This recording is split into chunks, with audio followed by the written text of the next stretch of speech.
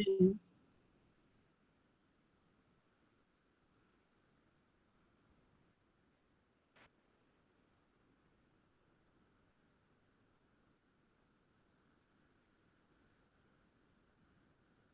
Uhum. Sim,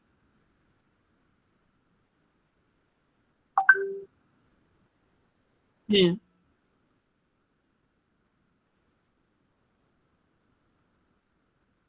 sim, sim,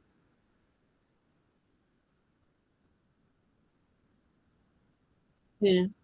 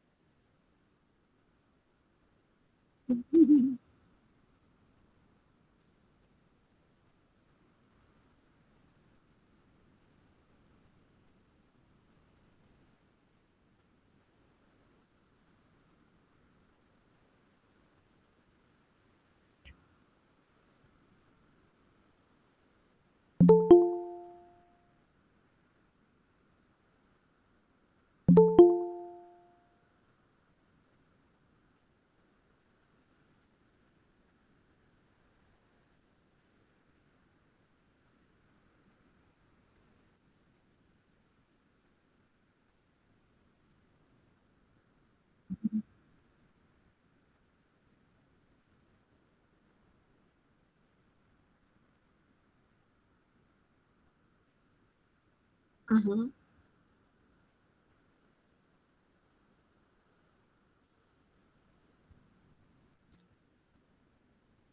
Muito grata, Pedro, pelo convite. Boa tarde a todas, todos, todes. Na verdade, eu acho que esse é um convite assim que para mim eu faço um esforço para atender por vários motivos, assim, pelo carinho que eu tenho pelo Pedro, pelo carinho e afeto que eu tenho pela Paraíba, a minha família é paraibana. Eu só não nasci na Paraíba por circunstância de percursos familiares, porque foram 9 filhos, minha mãe teve, tinha tido, deixa eu ver, eu faço as contas, mas enfim, 6, voltou para a Bahia, teve 3, não, 2, e eu fui uma delas, e voltou para a Paraíba e teve as 2 últimas, enfim, teve umas mudanças aí, o fato é que eu sou baiana. Mas a Paraíba assim, marca muito, né, a minha ancestralidade. Né? Eu acho que o outro motivo é também de convergência, né? de convergência é, de pensamentos, de modos de atuar, claro, cada qual no seu lugar, com a sua personalidade, com a sua biografia, mas eu acho que tem assim essa sintonia que desde o primeiro momento que a gente se cruzou, né? Acho que ela se instalou e acho que isso é muito bom. Então, grata pelo convite. O que eu pensei, engraçado, você já trouxe uma expressão que abre a minha fala e que tem a ver um pouco com a situar, né? Eu conversei com o Pedro para entender melhor qual era a expectativa, a demanda, ele disse, olha, situar um pouco as perspectivas epistemológicas, as especificidades epistemológicas, teórico-metodológicas. E aí tem uma coisa que é o lugar, né? O lugar das ciências sociais, que é justamente o tema do congresso que foi organizado assim no momento que eu estava eu fiquei 6 anos mais ou menos como coordenadora da comissão de ciências sociais e humanas e justamente em um congresso realizado em São Paulo em 2011 a gente trouxe uma inovação metodológica, foi a primeira vez que se fez, né, essa incorporação dos chamados grupos temáticos. Né? A gente se inspirou um pouco na, na perspectiva do que já acontece na ANPOX, que é a Associação Nacional de Pós-Graduação em Ciências Sociais, e, naquele momento, elegemos o tema justamente o lugar das ciências sociais na saúde coletiva. E essa discussão do lugar, ela tinha uma dupla perspectiva e desejo de provocação. De um lado, uma discussão em torno da questão do espaço que ocupa e do reconhecimento que se percebe em relação a esse espaço e a própria contribuição do campo, mas também das especificidades. Assim, o que é mesmo que distingue essa área das outras duas que constituem esse campo chamado saúde coletiva? Então, para falar dessas especificidades, eu preciso falar também de gerações, né? Eu tive o prazer assim, de coordenar um amplo projeto de pesquisa que durou em torno de 4 a 5 anos, em torno de 4 anos, cujo objetivo foi traçar um perfil da produção das ciências sociais e humanas no âmbito da pós-graduação em saúde coletiva, considerando pesquisa, ensino e extensão. E, a partir dessa pesquisa, a gente já tem produzido algumas coisas, e uma dessas produções que elaborei junto com Reni Basaglin e com Maria Helena Machado, tem a ver com trajetórias e memórias, e fortemente surge essa questão das gerações. Então, para a gente pensar, primeiro, né, nessa questão de vertentes, de enfoques, de especificidades, a gente precisa também entender que, ao longo da construção desse campo saúde coletiva brasileira e da própria trajetória dessa área, ciências sociais e saúde, a gente tem transformações do ponto de vista de ênfase, de escolhas, de vertentes, claramente associadas às gerações, né, que têm construído esse campo, esse subcampo. A Iane, né? Agora fugiu aqui, esqueci agora o nome. Iane é o pai, esqueci agora. Sim, Auriane, é isso mesmo, Auriane. A Auriane traz essa ideia de gerações, fazendo um recorte utilizando uma tipologia que considera uma geração histórica, fundadora dessa área, uma geração que foi responsável pela institucionalização, né? E uma geração mais recente, que, de alguma maneira, poderia estar consolidando ou participando de um processo de consolidação. Mas existem também outras maneiras de pensar essa questão de geração, né? Uma delas é pensar no atravessamento, hoje está difícil, é o cansaço, viu? O atravessamento de um conjunto de pessoas por fatos, episódios, fenômenos comuns. Por exemplo, a chamada geração histórica, ela foi fortemente atravessada pelo processo, pelo movimento da reforma sanitária brasileira. Ela esteve ali também muito ligada à etapa de fundação da Associação Brasileira de Saúde Coletiva, que naquela ocasião foi criada como Associação de Pós-Graduação em Saúde Coletiva. Então, em um primeiro momento, essa geração ela estava muito também embalada por referenciais, por marcos teóricos ligados ao marxismo, né? Então, essa perspectiva marxista, ela esteve presente não só no campo mais amplo da saúde coletiva, mas nas primeiras eram mais mulheres que homens, mas ali temos o Everardo, né, Nunes como um representante, mas pensar aí Madel Luz, Minayo, naquele primeiro momento, mesmo Minayo como uma representante da antropologia nesse contexto, a Loyola, todo um conjunto de cientistas sociais que traziam um afinamento grande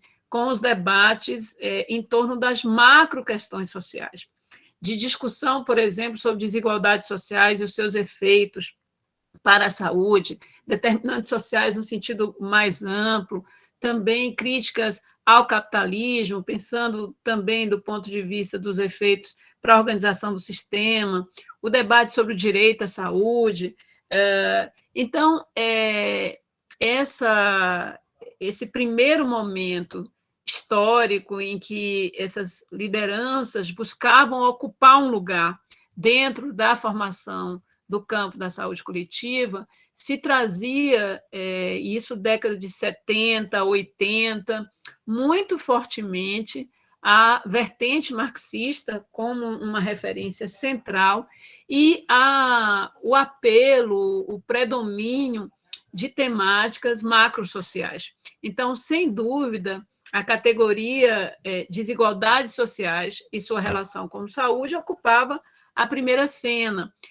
Claro que, a partir dessa categoria, outras, como classe social, estava no centro, né, dessa produção, mas, considerando as características do campo e também as suas interfaces com o sistema de saúde, com as demandas desse sistema, a gente ia encontrar uma produção de ciências sociais que também discutia a questão do trabalho e saúde, as peculiaridades desse trabalho, trazia também elementos para pensar em divisão social do trabalho, mas ainda sempre numa perspectiva macrosocial.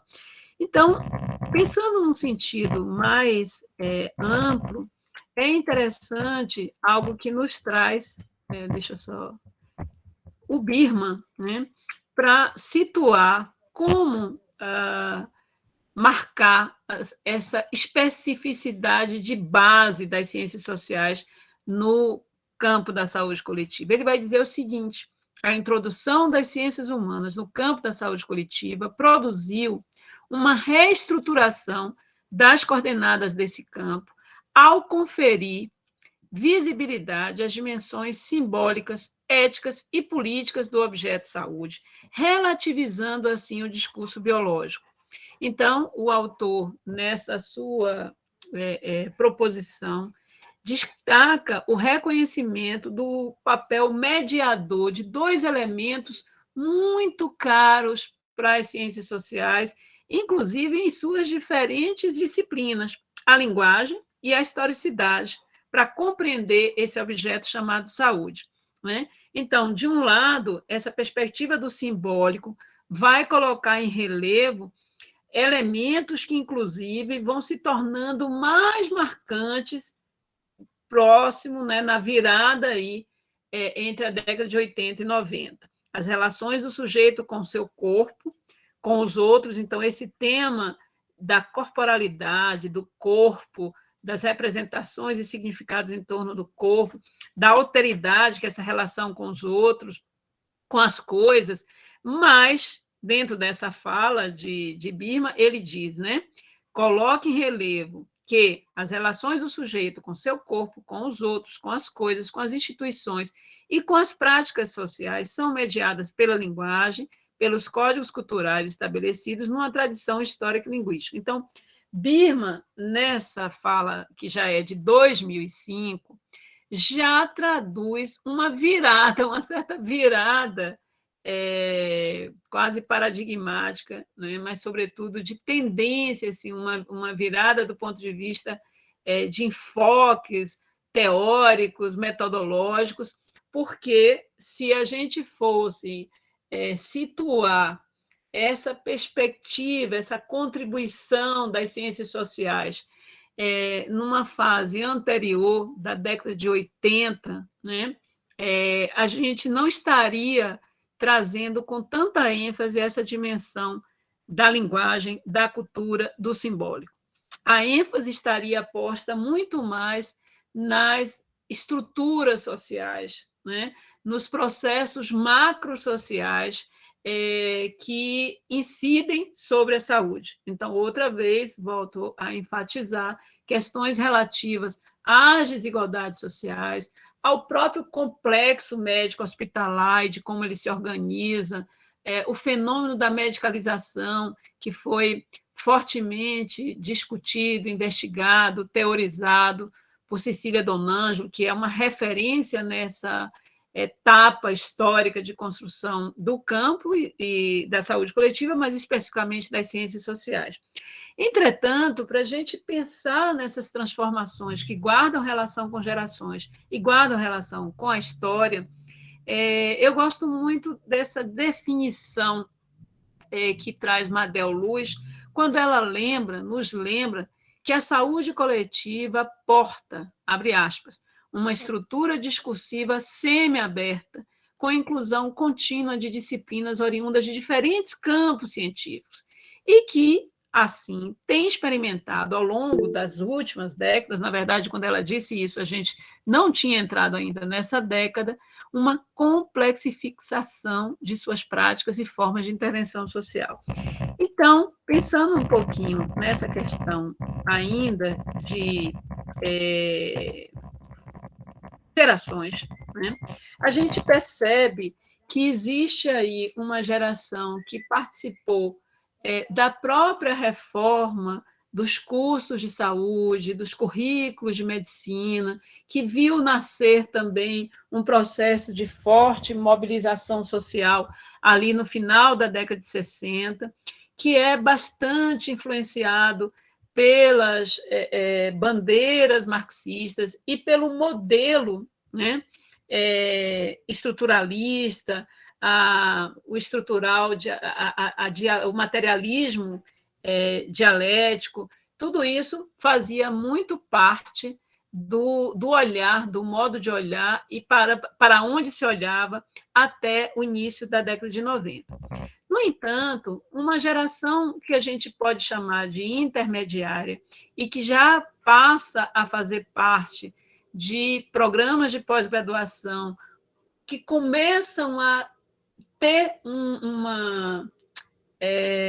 eu não sei se isso é tão importante, mas eu vou usar quase uma metáfora, né? Uma plaquinha escrita Ciências Sociais e Saúde, ou seja, são programas que, na sua definição, apresenta áreas de concentração com este título, né? E isso faz com que sejam lotados professores, como foi meu caso, né? E de vários colegas que eu tenho no Instituto de Saúde Coletiva, na UERJ, idem, em outros vários programas, passa a existir uma maior legitimação e também uma vocalização de pessoas com formação em antropologia, em sociologia, em psicologia, comunicação, economia um pouco mais na interface com a área de política, planejamento e gestão, mas o fato é que a gente começa a ter uma geração a partir da década de 90, sobretudo meados da década de 90, que ocupa os institutos de pesquisa, os programas de pós-graduação, começam a pautar temas, e temas que já diferem um pouco daquilo que vinha sendo, né, reconhecido como objeto próprio das ciências sociais, humanas e saúde, que teria, como eu disse, mais a ver com determinantes sociais de saúde, que era o tema por excelência, né? Era o eixo por excelência, e uma mirada, o Paulo César, daqui da Bahia, eu gosto muito ele organizou, ele e Ana Maria Caneschi, lá final dos anos 80, uma coletânea que trazia esse título, né? Ciências Sociais na Saúde Coletiva, e ele traz quase uma figura metafórica, mas não exatamente, que ele diz o seguinte: nós temos, do ponto de vista de vertentes teóricas, no âmbito das ciências sociais e saúde, dois grandes eixos.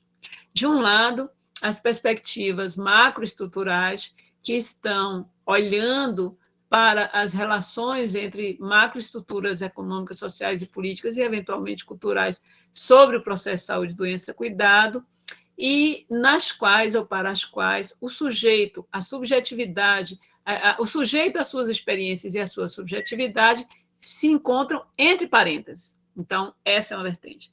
Do outro lado, a gente tem uma vertente que inverte essa posição e olha e coloca em primeiro plano as dimensões subjetivas, olha menos para a estrutura, mais para a experiência e para os seus significados.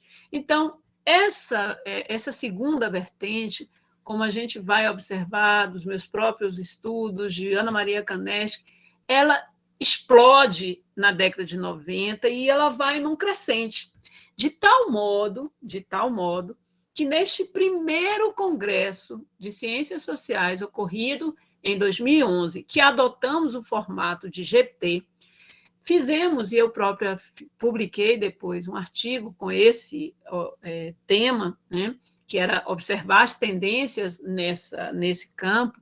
Eu fiz, né, a partir de uma pesquisa, um levantamento dos 2.000 e tantos resumos recebidos, e era impressionante a presença dominante, né, de enfoques microsociais e da fenomenologia, que cai assim, né, como, quer dizer, assume aí uma posição absolutamente de destaque, né, dentro da produção que vai sendo aí difundida a partir do final dessa década de 90, mas com mais força na década de 2000. Então, eu estou falando de um congresso em 2011 que já mostrava quase uma perspectiva assim, no limite, né?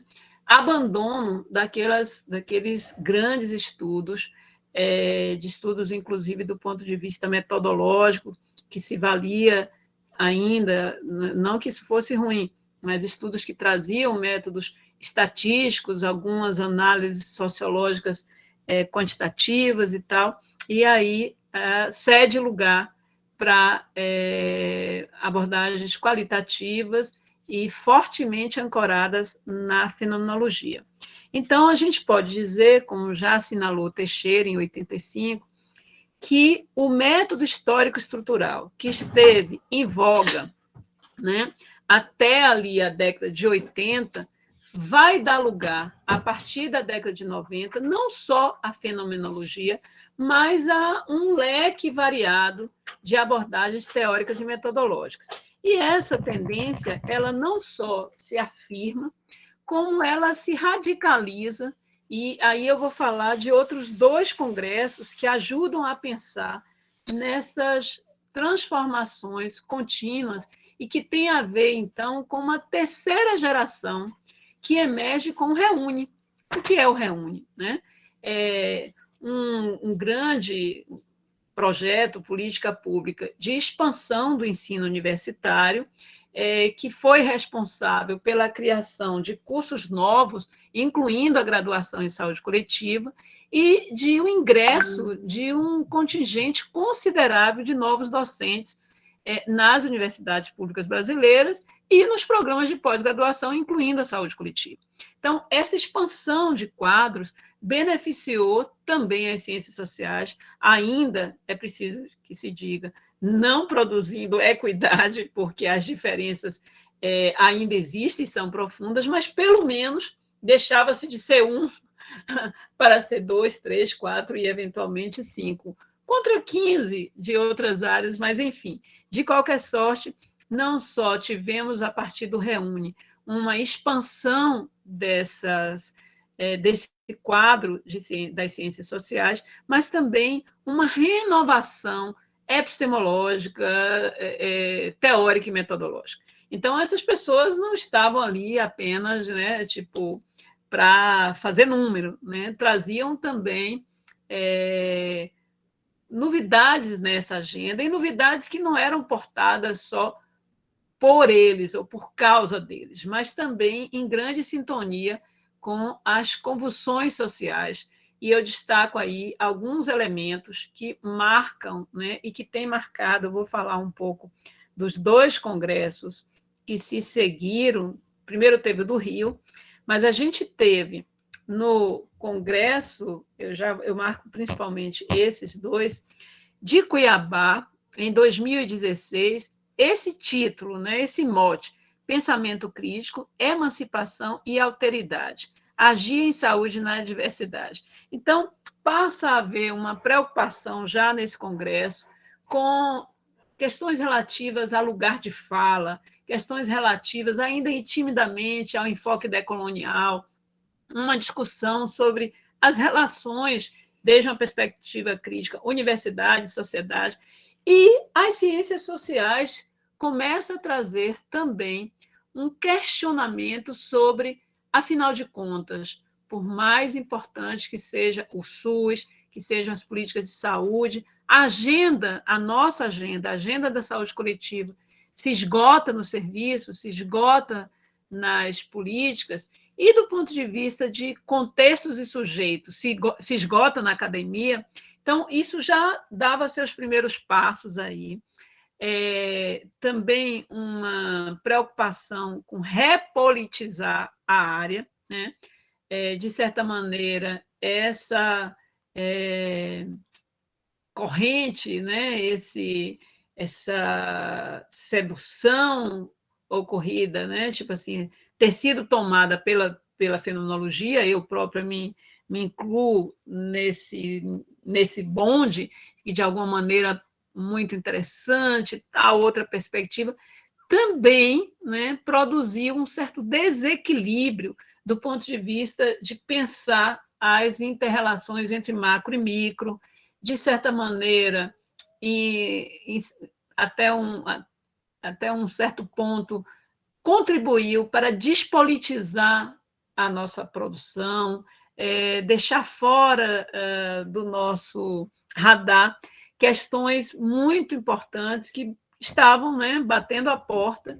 Então, eu diria que era como se a gente tivesse iniciado a nossa trajetória enquanto campo de uma maneira politicamente muito engajada, inclusive vinculada ao movimento da reforma sanitária, e progressivamente foi se despolitizando. Mas, felizmente, a gente observa a partir de 2016 um movimento, outra vez, né, de repolitização, de chamada, uma convocação para refletir sobre as demandas da sociedade e os compromissos desse campo para além do produtivismo acadêmico, por exemplo. E o congresso seguinte, que foi justamente o da Paraíba, traz uma... eu estou com dois documentos abertos aqui, deixa eu só me situar aqui.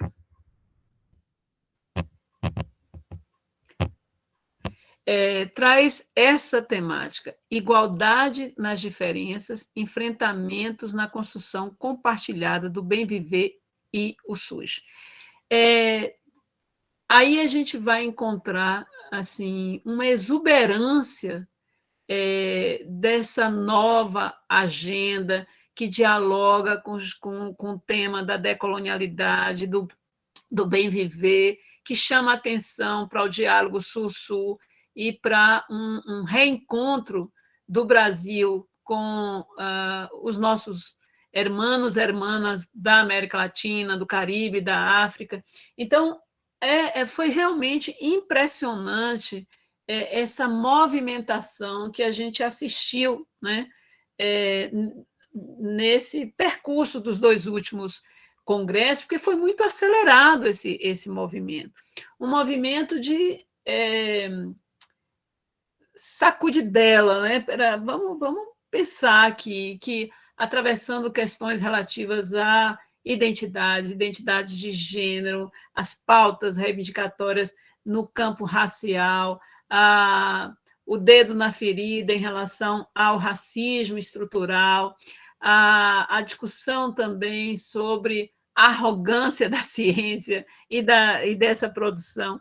Então, há uma exuberância mesmo, né, em torno dessas novas possibilidades de questões, né, de abertura, né, para pensar, mas também de métodos, de possibilidades do agir, do fazer, um questionamento em torno de ainda uma hegemonia, de uma visão muito de uma ciência moderna dura, uma discussão sobre pluriuniversidade, sobre epistemologias múltiplas, e inclusive sobre epistemicídios, né? Sobre o fato da gente trabalhar dentro de um pensamento científico que exclui, né? Que é excludente, que é soberbo. Então, acho que a gente viveu e tem vivido essas pequenas, ou talvez não tão pequenas revoluções, mas também retrações, infelizmente. Assim, de alguma maneira, esses 2 anos de crise sanitária produziu também alguma paralisia, né, naquele ritmo em que vinha sendo imprimido nessa trajetória. Não que tenhamos ficado parados, mas eu acho que é indiscutível que a ameaça da vida, a presença da morte em cada um dos nossos contextos, muito próximo, inclusive na família, do lado, entre amigos, tudo isso afetou profundamente também a nossa potência, né? Claro, não paramos de agir, de atuar, mas também muito mais gente adoeceu. Então, a doença foi um elemento, né? E um elemento, por outro lado, que outra vez chamou, né? Convocou as ciências sociais nesse campo da saúde a contribuir com um olhar crítico, a começar por problematizar essa ideia de uma crise democrática, uma pandemia democrática que atinge a todas e a todos em qualquer lugar. Coisíssima nenhuma. Mais uma vez se demonstrou que os efeitos, né, da pandemia e depois as possibilidades de enfrentamento eram realmente muito diferentes em diferentes partes do mundo. Mais uma vez, as desigualdades, tanto materiais quanto simbólicas, se fizeram presentes e muitas mortes ocorreram, ou mesmo situações de exposição, no caso brasileiro, assim como em outras partes do mundo, refletiam vulnerabilidades, refletiram uma estrutura e uma dinâmica social marcada, no nosso caso, por exemplo, pelo racismo estrutural, marcadas por uma estrutura ainda tributária, né, do colonialismo, da colonialidade, as relações que envolvem, por exemplo, as empregados domésticos e de como eles estiveram mais expostos, diferenças gritantes entre países no acesso às vacinas, a possibilidade de comprar ou não comprar, ou de alguns países se deram ao luxo, né, de adquirir 2, 3 vezes mais a quantidade que necessitavam para vacinar toda a sua população, enquanto outros não chegavam ou demoravam muito ainda hoje, né? Então, mais uma vez, a gente tem assistido, eu tive a oportunidade de escrever com 2 colegas sobre isso, é possível que saia brevemente, o que a gente considerou uma certa atrofia do social no contexto dessa pandemia, tanto do ponto de vista de como, à medida que os desenvolvimentos, as respostas tecnológicas foram aparecendo, as questões sociais foram relegadas a um segundo plano, e isso já não se falava, já não se discutia.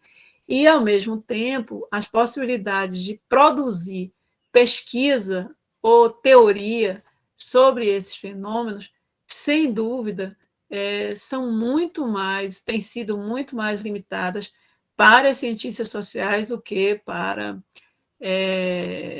infectologistas, por exemplo, né? Ou farmacêuticos, especialistas em produção de fármacos, etc.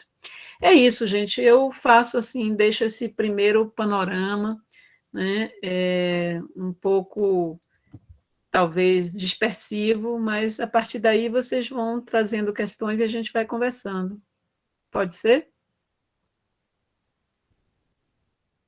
Com certeza, dispersivo nada. Eu acho que é um panorama abrangente, completo, para a gente poder é, perceber, né? Assim, a área. E eu acho assim, Lene, que é Uhum. muito interessante. A gente tem leituras recomendadas. Eu acho que vai ser muito legal o pessoal ir revisitando tua fala, por isso que é bom gravar Uhum. e associando com as leituras, inclusive várias que você citou, né? Uhum. Eu tô até também com algumas perguntas para fazer, mas primeira turma, fiquem, a prioridade é de vocês, fiquem à vontade aí. Quem gostaria de perguntar ou comentar alguma coisa, ter alguma dúvida? Tem uma pessoa que botou aqui uma pergunta no chat, que foi se você falou de Joel Birman, ela não conseguiu pegar o nome. Isso, Joel Birman. Isso, beleza.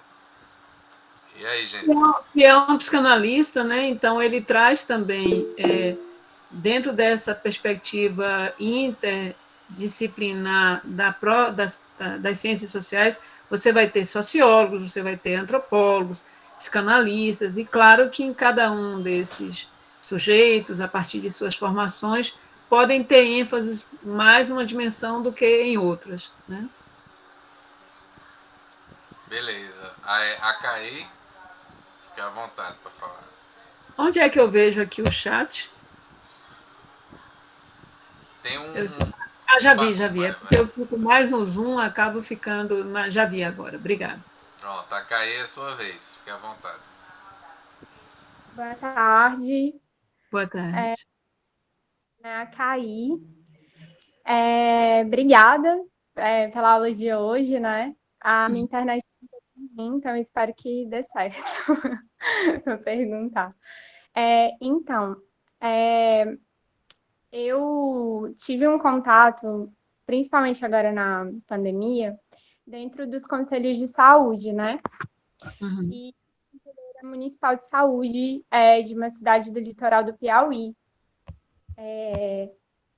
E aí eu notei, durante esse momento, né, assim, a realidade dos conselhos, que eu não conhecia ainda, né?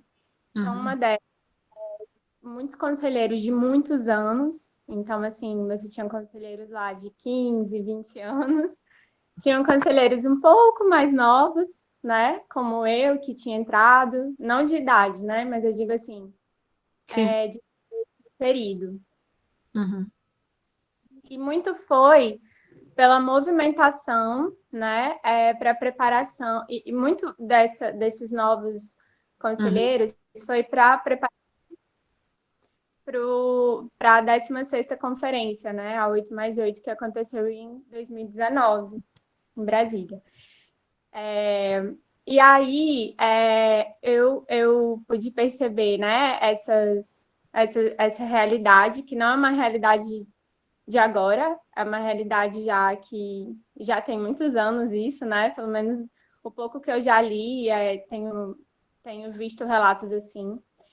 E na pandemia, muitos conselheiros, inclusive eu, estávamos meio que perdidos. Então, assim, não sabia direito como é que a gente poderia agir, né? E aí eu, assim, gostaria de saber, né, a senhora trazendo toda essa perspectiva, né, dentro da saúde coletiva, de histórico, né? Como é que a gente pode, eu não sei se seria fortalecer os conselhos, mas uhum, municipais, né? Eu vejo assim, os conselhos municipais é muito do mesmo, né? É muita realidade, aquela realidade assim, é tudo muito do mesmo. as cooptações, né, de sempre. Então, a gente poderia pensar quais seriam as estratégias ou novas tecnologias, né? Não sei. Que a gente poderia pensar de estar enfrentando, né, essas dificuldades de hoje. Eu li uns textos da década de 90, quando estavam iniciando esse processo de organização dos conselhos no Brasil, né? Uhum. E tinham pessoas, parece que o movimento era dividido, né? Pelo menos foi isso o que eu tive a sensação ao ler esses textos. Foram os dois textos. Eu não me lembro agora o título, mas eu posso procurar aqui rapidinho. E aí, as autoras traziam assim, olha, tem pessoas que são a favor, tem pessoas que acham que não vai dar certo. Esse negócio de usuário, de que não tem ensino nem básico, né? Isso não vai dar certo, né? E aí eu queria, assim, se a senhora também souber de alguma coisa histórica, nesse sentido da participação social, né? Dentro do SUS, eu agradeço. Obrigada. Ô Pedro, o que você acha? Eu já comento ou tem mais alguma pergunta? Sim, vou.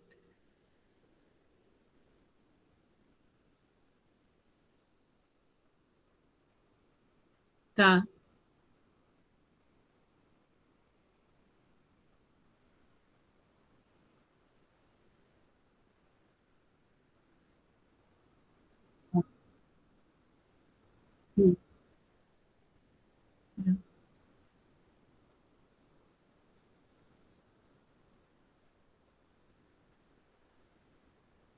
Uhum.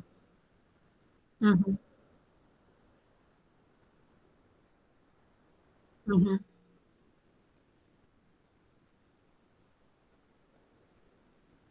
Uhum.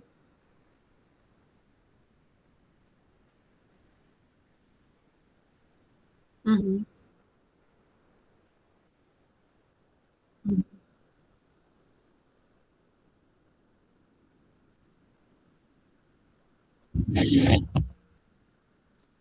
Massa. Então, primeiro, eu acho que eu vou começar pela sua, para depois ir para a da Caí, mas que tem a ver com a questão que ela trouxe. Eu nem sei quais foram os textos, mas ela trouxe assim duas posições relativamente díspares, do ponto de vista de confiança na potência dos conselhos, e uma dessas questões, se eu bem entendi, tinha a ver com o status dos participantes, né? Com a crença ou descrença na sua capacidade, né? Então, eu acho que esse é um ponto fundamental, assim, que as duas falas têm um pano de fundo sobre isso, né? Primeiro, eu sinceramente, não acho que nós tenhamos a área de ciências sociais como um todo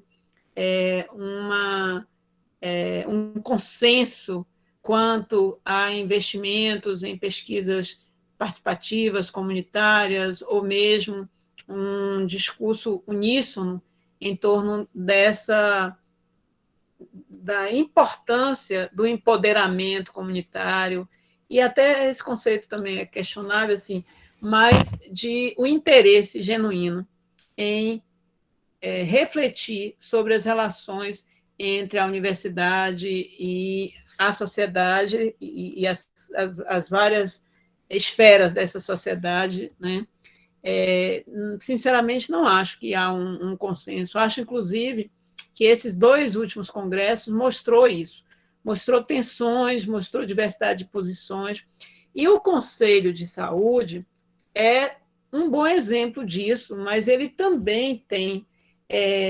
A CAI, eu acho que talvez você encontre. Não, a gente, na pesquisa, na produção, tem uns temas que ficam em moda e depois eles saem da moda.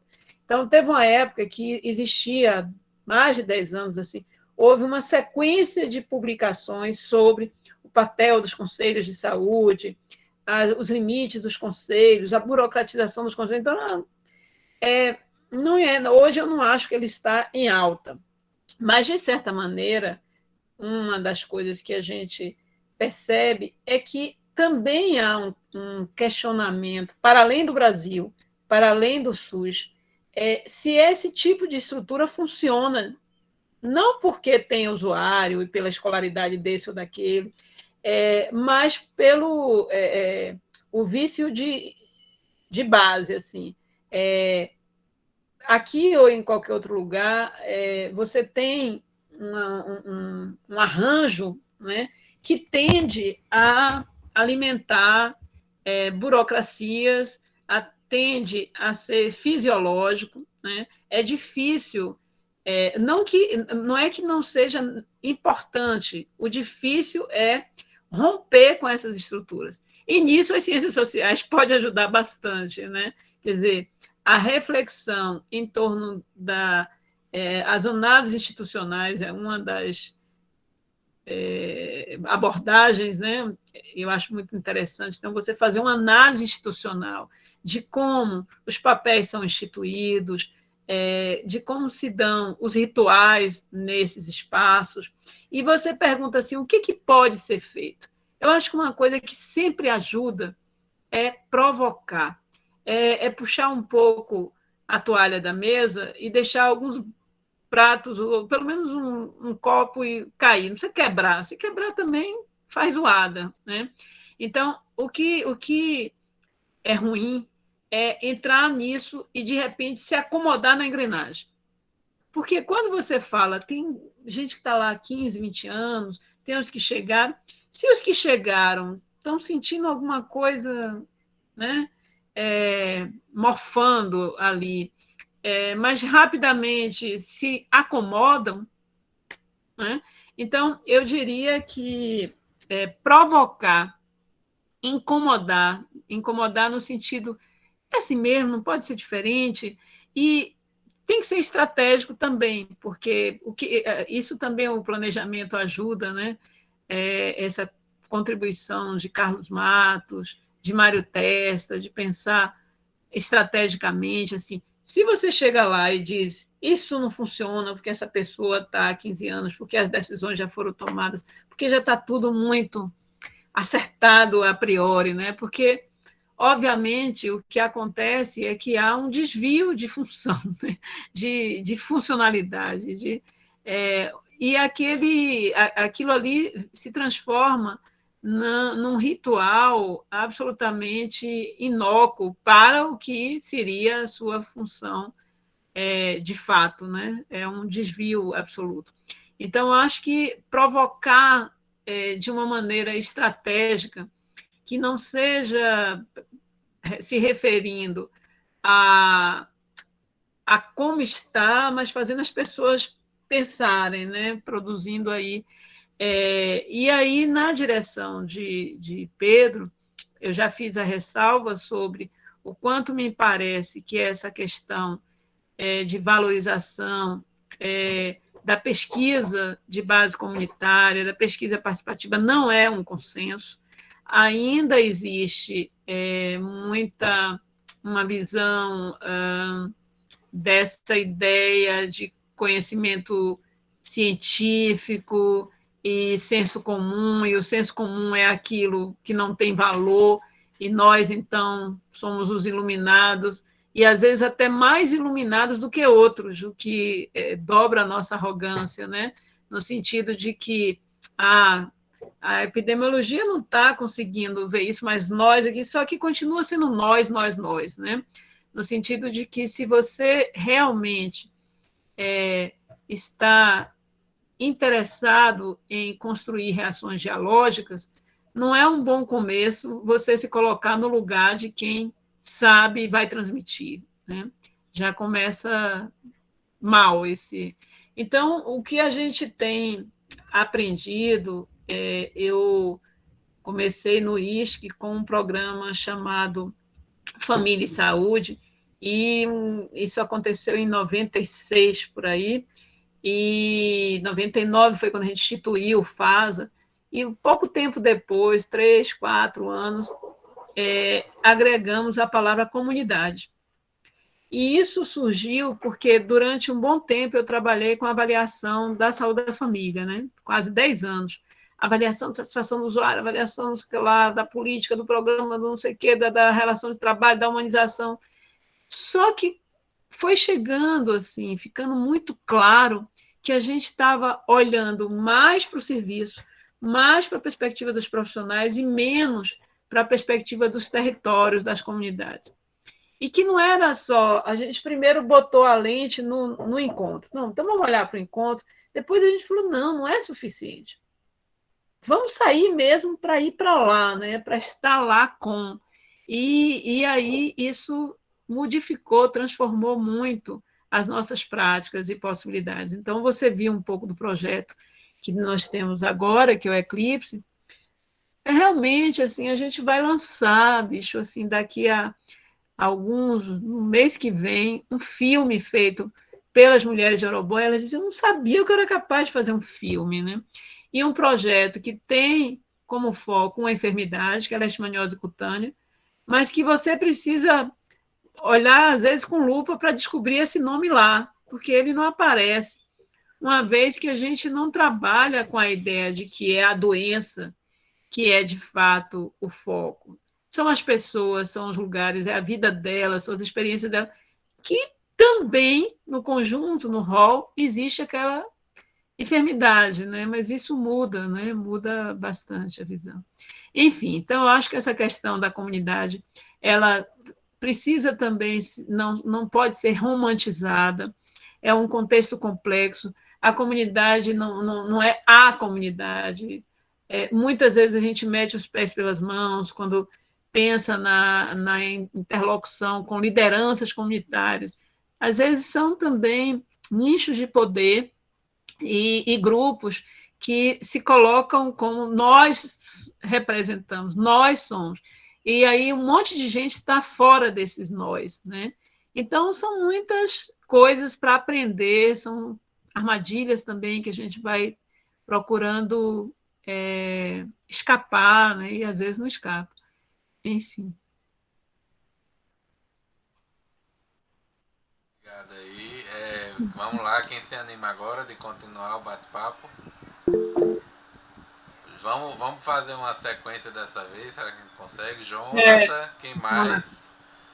Porque a gente combinou o teto umas 20 para 6, né, Leni? Então Isso, vamos isso. fazendo já Eu um tenho bloco. outra atividade e preciso.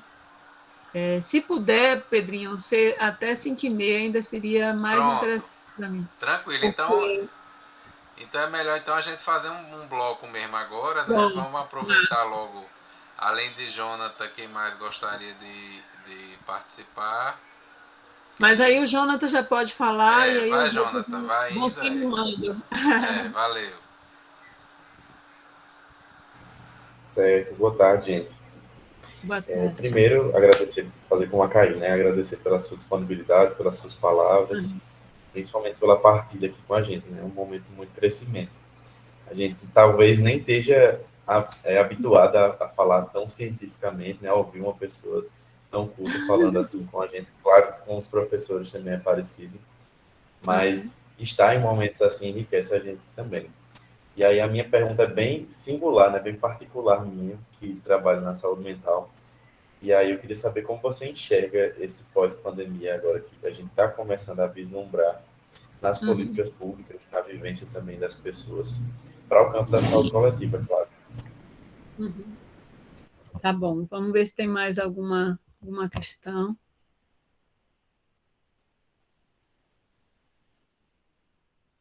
Eu vou puxando coisas que eu sei que a gente vai conversar também nas outras aulas. Mas você fala um pouco assim, nesse sentido também, né? Nesse momento atual da pandemia, né? Mas assim, também um pouco assim, atualmente, como é que você está vendo os principais temas de foco, de preocupação das pesquisas e dos estudos nas ciências sociais humanas em saúde? O que é que você percebe que tem mais aparecido, palpitado por aí? Até para o pessoal ver se o pessoal se identifica também dentro, por exemplo, da sua temática, nesse sentido também, né? Massa. Eu vou comentando e se aparecer. Primeiro, Jonathan, em relação à saúde mental, eu acho que é uma área assim, que sempre foi muito importante dentro das ciências sociais, humanas e saúde, né? Nós temos colegas como Paulo Amarante, uma referência assim, dentro do movimento da reforma psiquiátrica brasileira, lá no ISC, Mônica Nunes, enfim, em diferentes momentos de congresso, a área de saúde mental sempre desponta, né? Assim como acontece em outras áreas, antes mesmo da pandemia eclodir, a gente vinha assistindo um desmonte da saúde mental, das conquistas dessa área, que começaram logo após o golpe, né, o impeachment, eu já chamo de golpe, e em seguida com o governo atual do Bolsonaro, que aí são desmontes diários, né? O Brasil ele tinha conseguido dar passos assim muito firmes dentro do processo de reconfiguração do modelo assistencial em saúde mental. Então, essa perspectiva, desde o campo das drogas, trazendo a redução de danos, a ideia dos CAPs, CAPSI, CAPS-AD, de você trazer, né, a desinstitucionalização como uma saída possível e necessária, investimentos do ponto de vista também de formação e sensibilização, a interface entre saúde mental e política nacional de humanização, mas, infelizmente, a gente assistiu, mesmo antes de começar a pandemia, um ataque contínuo, né, a essa área, desmonte no âmbito desde a atenção primária até os níveis mais complexos, e a gente vinha num processo de uma reforma incompleta, né? Então, imagine você estar numa trajetória de implementação de medidas, e isso sofre retrocessos, e, infelizmente, para conquistar são anos, para desconstruir são poucos, né? E a pandemia é indiscutível, né, o quanto ela afeta a saúde mental. Afeta a saúde mental de todos os trabalhadores que estão na frente, né, de combate, de atenção, né, desde os períodos, quer dizer, seja no âmbito hospitalar, seja na vacinação, seja nas campanhas de sensibilização. Afeta a qualquer uma que viveu e que ainda vive efeitos dos confinamentos, do distanciamento social, afeta todas e todos e todes que tiveram um impacto tremendo nas suas condições de trabalho e na sua renda, né? E isso é um fenômeno que atingiu frontalmente grande parte da população brasileira, né? Então, se você junta todos esses elementos, né, do desemprego, da perda de vidas, assim, famílias inteiras foram dizimadas quase, né? Você teve situação de pai, mãe, tio e tal, pá, morreu, né? Situações de sequelas, como eu disse, a questão da vulnerabilidade social, que tem produzido mais adoecimento mental, e aí a gente pode até dizer assim, por categorias, estudantes, né? A gente tem um quadro muito, muito terrível que a gente tem visto na nossa universidade, no nosso programa, que é uma conjugação. A gente teve ontem um episódio de uma menina que desmaiou em sala de aula porque ela não tinha comido. Então, você junta essas coisas, né? Há uma insegurança ainda maior, já existia, mas ela vai se acelerando do ponto de vista de perspectivas futuras de trabalho para quem está nas universidades. Então, eu só posso dizer que, mais do que nunca, né, esse tema tem que estar entre as grandes questões a serem tratadas, né, tratadas não só pelos cientistas sociais, mas pela saúde coletiva como um todo, e por cada um de vocês, de nós, que atua nesse campo, né? Eu acho que é preciso também ter solidariedade e generosidade, né? Eu acho que não dá agora, não é só para os discentes, mas também para os docentes, né? compreensão, né? Acolhimento, porque estamos em um estado especial, né? Tipo, enfim, sinceramente, a ambiência é ruim para além da pandemia, né? A gente tem um contexto social muito desesperador, né? De ver expandir-se ideias fascistas, comportamentos fascistas, e o que é pior, institucionalização de pensamentos e práticas fascistas, né? Então, realmente, mais do que nunca, a gente tem uma ameaça à nossa saúde mental, à saúde mental de grupos inteiros e, infelizmente, fragilização significativa da rede de proteção, né? De toda uma política que se montou, absoluta, assim, há um desmonte, unidades de CAP sendo fechadas, pessoas importantes que seguravam ali o piano dos programas, das políticas, foram dispensadas, né, desligadas, enfim, é terrível. Gostaria de ter uma fala mais otimista, mas, infelizmente, não consigo. E olha que eu sou bem, de modo geral, otimista. Pedro, você falava dessa questão da agenda, né? Quais seriam, nessa conjuntura atual, questões que precisam, né? O que nos aponta? Primeiro, eu acho que dentro da fala que eu já tinha feito, a partir aí dos anos 90, mas sobretudo a partir dos anos 2000, essa mudança nos enfoques também se observa nos temas, né? E aí eu vou citar algumas temáticas assim que têm ocupado, sem dúvida, um lugar de destaque e que, no contexto pós-pandemia, não creio que vão perder, pelo contrário. Uma delas é a questão ambiental. A questão ambiental é, hoje, assim, uma das... ocupam, né, no ranking dos grandes temas, das prioridades, as primeiras posições.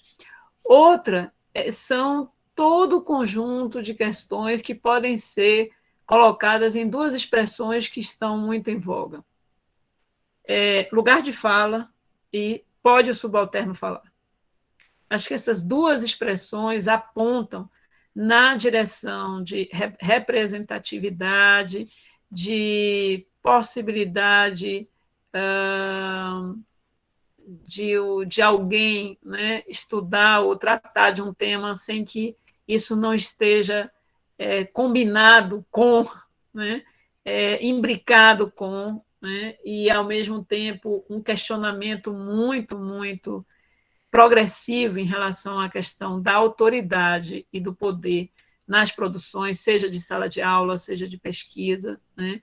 Então, essas questões, com pandemia, sem pandemia, elas vão estar aí, mas eu diria que o tema, todo um desdobramento da questão racial e que aparece cotidianamente, e algumas delas afloraram na pandemia, né? Você ter uma criança negra que morre em um elevador porque a mãe dele, empregada doméstica, foi passear com o cachorrinho da patroa, em um contexto de uma pandemia que muitas trabalhadoras, como eu, mulher branca, professora, eu estava na minha casa, né? De um menino também negro, que estava brincando em casa do seu tio e que morre por uma ação policial desastrosa que invade aquela casa, também no momento da pandemia, também no momento supostamente de distanciamento social, mas aquele pai, aquela mãe estava trabalhando enquanto essas crianças estavam ali e foram, né, uma delas mortas pela polícia, né? Daí você tem situações como da população indígena, que em diferentes momentos foi ou tiveram perdas que poderiam ter sido evitadas se as barreiras que eles próprios criaram para preservar as aldeias não tivessem sido desrespeitadas, né? Ou populações quilombolas que tiveram dificuldade imensa de acesso, né, às informações, às orientações e até ao reconhecimento de suas especificidades. Por que não dizer de todo o efeito, né, contínuo do empobrecimento, a volta da fome que já despontava antes da pandemia, mas que vai, né, uma inflação galopante. Então, isso tem a ver com saúde, isso tem a ver com ciências sociais, é óbvio que tem. E notem que eu estou trazendo uma agenda que traz elementos macro-sociais, porque a questão do modelo de desenvolvimento e seus efeitos ambientais é macro. Mas quando eu falo da ser trans ou não ser trans, e poder tratar da minha relação com o corpo, do meu acesso à saúde, isso está mais no micro, mas se conectam, né? Então, é uma agenda enorme, né? O mundo não parou, nem vai parar durante a pandemia, nem no pós-pandemia, e a gente não pode, mais uma vez, também eleger a pandemia como o tema único, né? Porque ela e ainda está muito presente na realidade, no cotidiano, mas ela também pode servir como um pretexto, né, para invisibilizar várias outras mazelas, ou ainda, mesmo ao tratar dela, né, escamotear e seguir por um atalho que aborda mais a dimensão clínica, a dimensão assistencial, que é importante, mas que deixa de fora todo um conjunto de repercussões psíquicas, sociais, culturais, né, etc.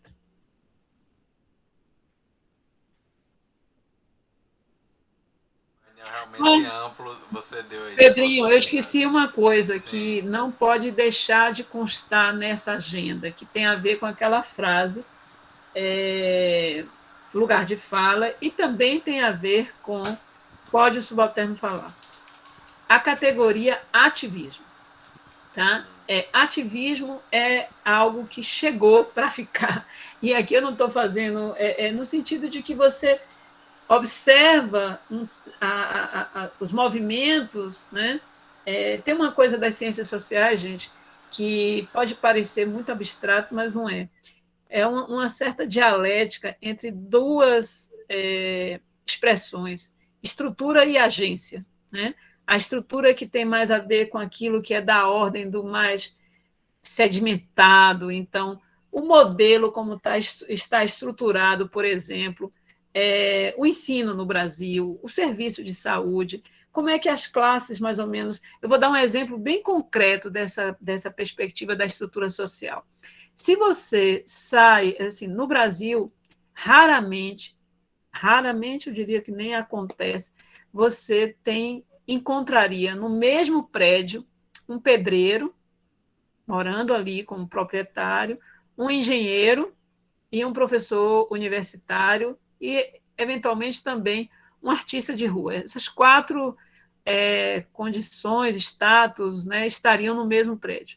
Eu morei na Espanha por 4 anos e meio. Né? No meu prédio morava um pedreiro, eu como professora ali fazendo o doutorado, donas de casa com um rendimento ali normal e tal, mas escolaridade média, no mesmo prédio, muito próximo de um lugar turístico chamado Sagrada Família.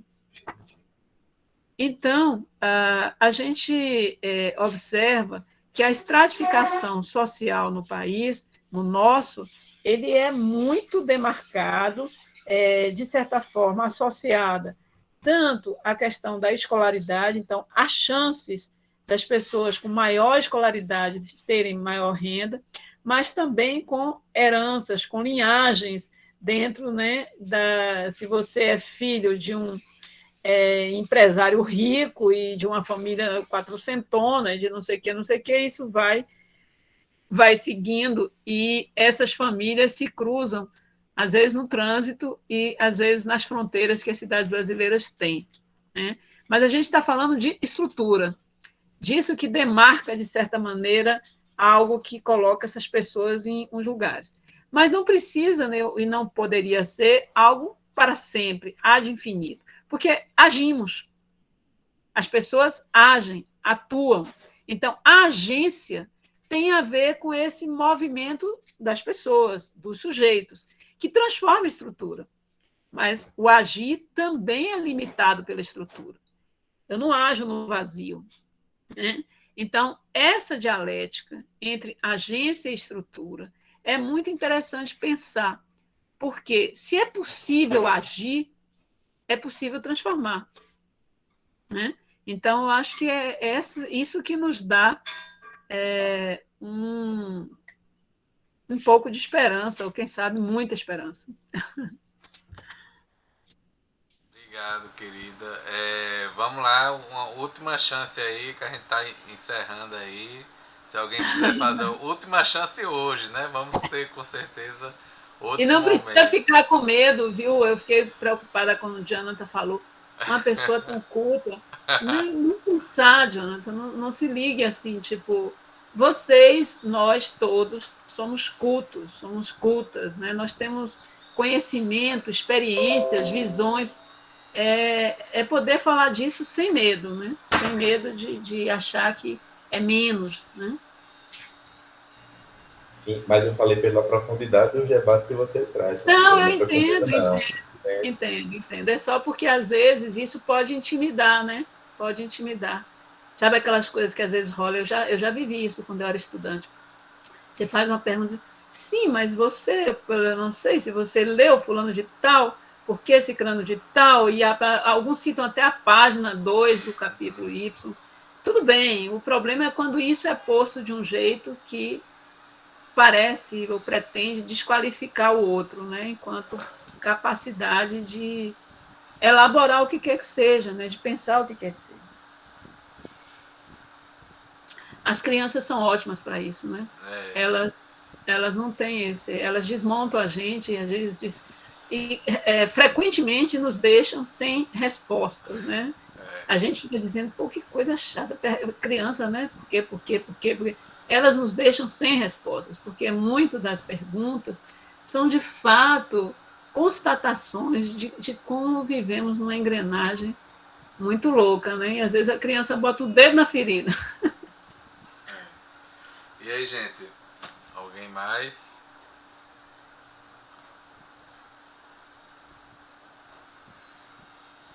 Eles vão ficar com a cabeça aí, né? Problematizando, né?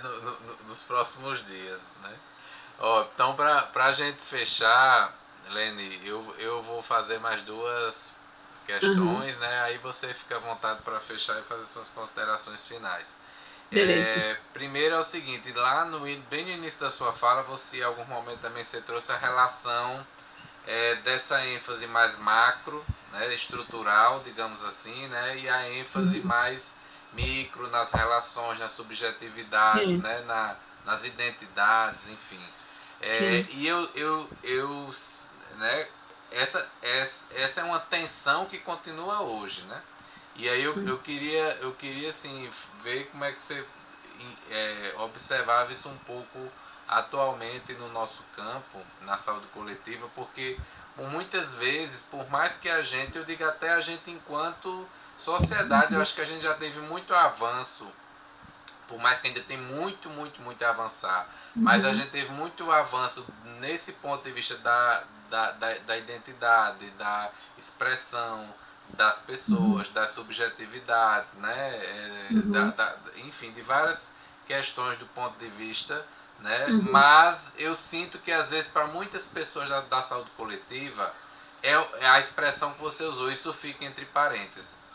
E aí na forma de abordar um tema, na forma de abordar um assunto, a abordagem fica demasiadamente estruturalista, de uma forma que às vezes até ignora ou exclui as pessoas, suas condições Então, Sim. eu sinto ainda essa tensão muito forte, eu queria escutar um pouco mais nesse sentido. E para fechar, um pouco como é que você vê a relação da área de Ciências Sociais, Humanas e Saúde com as outras áreas. Se a gente for pegar pela própria Abrasco, a epidemiologia, a política, planejamento e gestão, como é que você vê um pouco essa relação?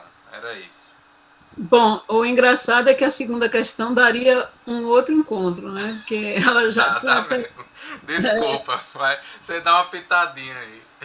Eu vou só falar brevemente. Eu acho que eu até escrevi isso no artigo junto com Clarice e Jamie.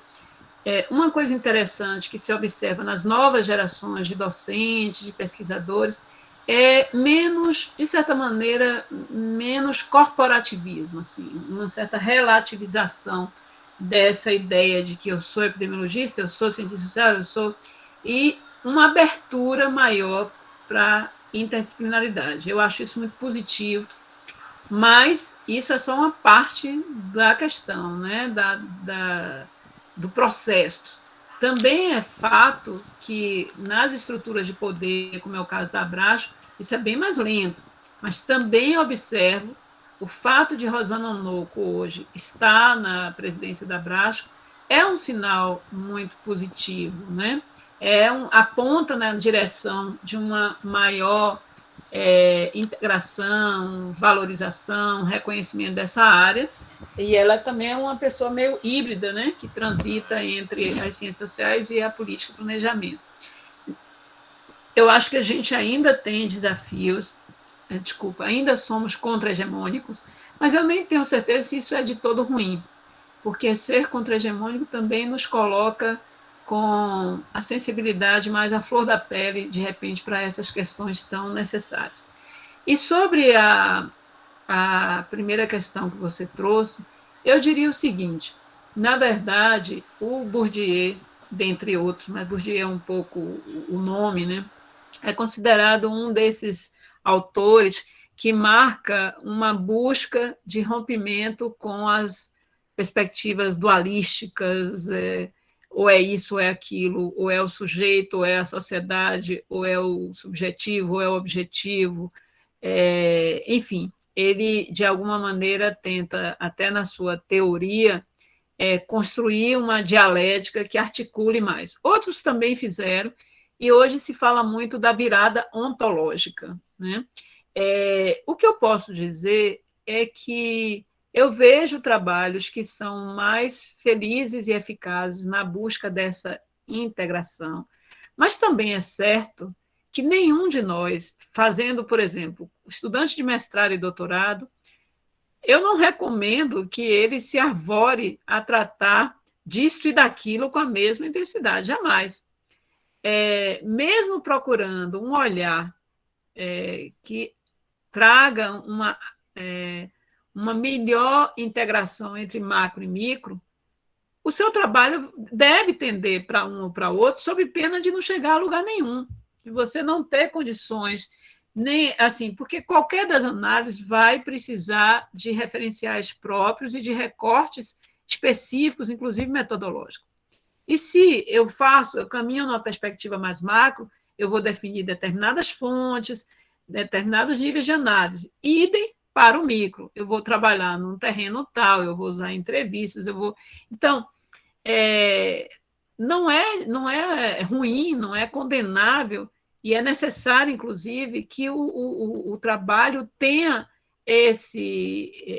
essa definição predominante para um lado ou para o outro. O ruim é como eu conduzo isso do ponto de vista de perspectiva. O ruim é produzir uma ideia, como você muito bem colocou, de um tipo de análise onde, de fato, não é que o sujeito ou o micro esteja numa perspectiva mais complementar, simplesmente desaparece enquanto... Aí é complicado. E vice-versa. E vice-versa, quando você produz análises no micro, na experiência, no significado, mas essa experiência se dá num vazio social, é tudo uma produção subjetiva, é perigoso igualmente, às vezes até pior. Enfim, então, é interessante refletir sobre em que medida as nossas produções estão conseguindo não produzir essa escolha excludente, né? Obviamente que vai ter, sim, um predomínio de um ou outro eixo, né? É isso. Espero ter respondido. Com certeza, muito obrigado, minha amiga, foi muito bom. Eu quero agradecer aqui em nome da turma, né? Não sei se alguém quer dar um alôzinho aí final, mas assim, muito obrigado por você compartilhar um pouquinho do seu tempo com a gente. A gente, assim, como eu disse, assim, eu prezo muito, né, junto com os colegas que, né, nós fazemos essa disciplina, por esses bate-papos, porque eu acho que é isso, é uma oportunidade de quem está começando aí a pensar a saúde coletiva, né, enquanto campo, se identificando, construindo, vai ser os futuros e as futuras, aliás, já atuais, né, pesquisadores e pesquisadoras do campo, interagir com uma pessoa como você, que é uma referência para a gente, que tem uma trajetória consolidada nesse campo. Então eu quero te agradecer demais por tua amizade, como sempre, tua disponibilidade. Pedrinho, vou te dar uma notícia aqui, ó. Eu pretendo me aposentar muito em breve, em 2 anos e meio. De repente, primeiro eu vou virar agrofloresteiro, eu acho. Mas vou manter alguns laços com a universidade, então talvez em algum momento, quem sabe, a gente não possa ter uma aproximação, um trânsito maior. Mas, de momento, eu só penso não em estar na universidade, mas em estar em outro lugar. A universidade, quando eu me aposentar, eu quero tê-la ali e vou ter ainda relações bem mais restritas. De qualquer sorte. Não, com certeza, mas assim, essa relação fica, com certeza. E a gente vai continuar aprendendo com você. O Fernando levantou a mão. Fernando? Antes de começar, antes de agradecer, eu queria começar no final da fala da professora agora, que me remeteu, hoje eu estou assim, eu estou me remetendo todo professor, toda aula eu estou lembrando do professor da aula anterior. Me lembrei agora do professor Eduardo e do debate que a gente estava fazendo na aula de processo de trabalho sobre, literalmente, produto do meio, de sair do processo de trabalho, procurar outra coisa, não ficar parado, tá ali no meio, né, entendendo que nós somos processo e devemos estar ali ativos. Professor, eu quero dizer que foi uma satisfação imensa, estava aqui anotando, lendo e lhe ouvindo. Primeiro que sua fala é muito coloquial, né? A senhora falou, por exemplo, numa coisa que me remeteu a um trauma na pesquisa que eu tive, né? Quando eu coloquei uma vez Foucault, coloquei Foucault num trabalho, o professor olhou para mim, meu orientador, disse: "Você não leu Foucault?" Eu fiz: "Mas eu li Foucault, eu tenho uns livros Foucault, eu li Foucault." "Você não leu e a banca vai lhe perguntar se você leu, e eu tenho certeza que você não leu." "Professor, eu tenho um livro, aqui o livro, e eu li."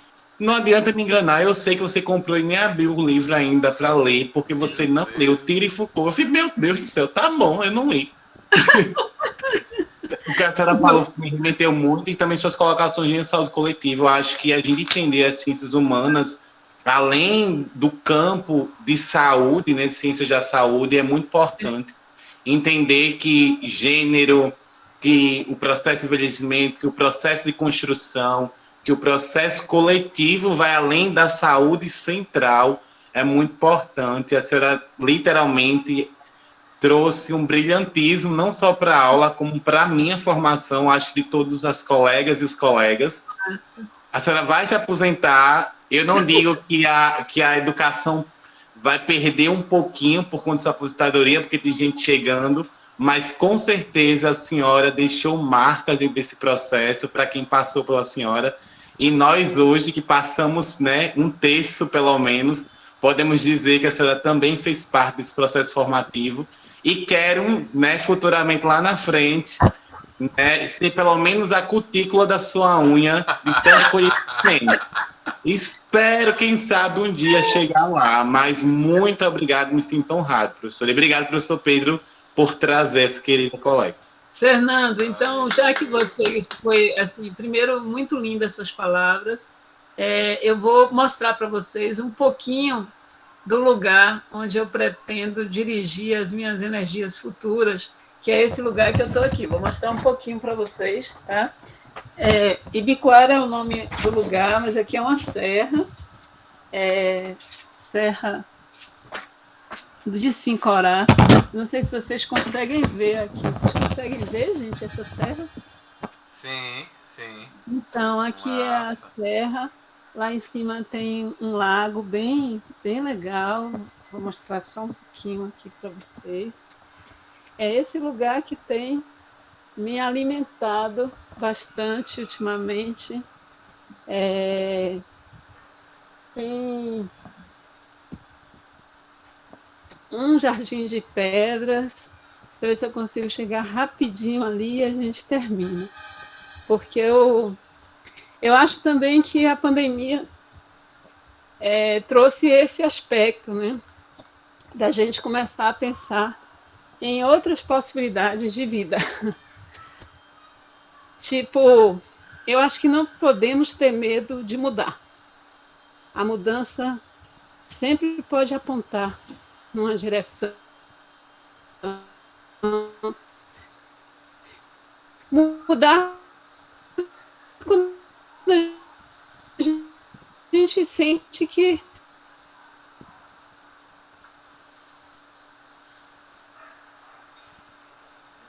Agora acho que o Wi-Fi não segurou, não. Agora ficou ruim. Ela foi longe. O Jonathan falou, o Wi-Fi caiu. Leni, acho que... Vamos ver se ela... Acho que ela vai perceber. A gente ficou mapeando até onde o Wi-Fi dela. Oi. Vocês deram azar. Vocês trouxeram... O mal olhado de vocês prejudicou. Botamos olho na internet. Muita energia negativa. Meu Deus do céu. Mal olhado, Pedro. Coisa... Foi, rapaz. A internet tava dando tudo certo. Aí vocês começaram a falar. Agora voltou. Eles estavam falando aqui até um dia ter Wi-Fi. Agora voltou. Pois é, esse era o problema. Quando chegou no lago, parou. Mas eu vou só mostrar as flores ali do fundo, que são lindas, que são as flores salvagens. Isso é pra gente não saber onde essa data tá e ninguém corria atrás da senhora, professora. Aí depois vocês vão, eu sei que ela está num lugar que tem isso e aquilo, mas como é que chega lá? Não, isso ela não disse. Espera ainda. E ainda é bom, de quebra ainda faço exercício, né? Sobe, desce. Mas não tem jeito melhor e mais bonito de terminar esse momento de hoje, porque você está dando um exemplo aí prático dessa mudança de vida, dessa coerência. Aqui, gente. Ó as flores, que lindas essas florezinhas selvagens. Professor, e aqui já está mais escuro que aí. Deixa eu ver se está dando para ver. Peraí. Aqui. Não, dá para ver, sim, dá para ver. Dá para ver elas? Olha que lindinhas. Enfim, ficamos por aqui. Foi um prazer falar com vocês. E até outra oportunidade, tá bom? Vamos seguir viagem. Perfeito. Muito obrigado, Leni. Um beijo bem grande para você. Gratidão e a gente continua se encontrando aí. Tudo de bom, querida. Nossa, tudo de bom. Eu peço à turma continue que a gente tem uma coisa para conversar com vocês ainda. Espera aí, deixa eu fechar aqui.